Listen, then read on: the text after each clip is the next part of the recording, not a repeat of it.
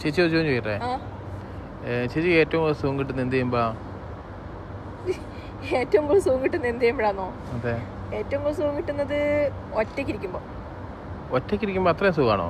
പിന്നെ പ്രത്യേകിച്ച് നമുക്കൊരു പ്രശ്നം വന്ന് നമ്മളെ ആരും മനസ്സിലാക്കാണ്ട് കരഞ്ഞ് പണ്ടാരടങ്ങിയിരിക്കുന്ന സമയമുണ്ടല്ലോ, അങ്ങനെ സമയത്ത് ഒരു ഒറ്റയ്ക്കിരിക്കണം. എന്നിട്ട് വായി തോന്നിയതൊക്കെ വിളിച്ച് നമ്മളെ തന്നെ കുറേ അങ്ങ് ചീത്ത പറയണം, കരയണം, കൂക്കണം, വിളിക്കണം. ആരും കേൾക്കരുത്, നമ്മൾ തന്നെ നമ്മൾ മാക്സിമം അങ്ങ് ചീത്ത പറഞ്ഞോളുക, വായി തോന്നിയതൊക്കെ പറയാം.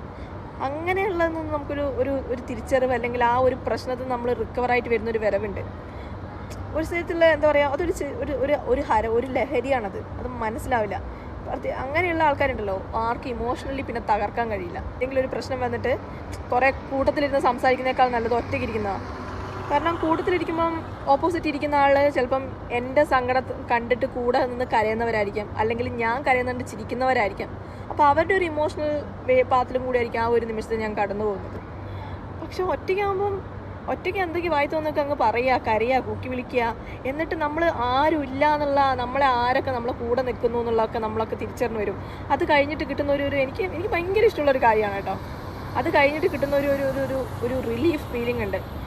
അങ്ങനെയുള്ളൊരു വ്യക്തിനെ പിന്നെ ഒരിക്കലും ഒരു മനുഷ്യനും ആ ഒരു കാര്യത്തിൽ ഇമോഷണലി നമുക്ക് തകർക്കാൻ പറ്റില്ല.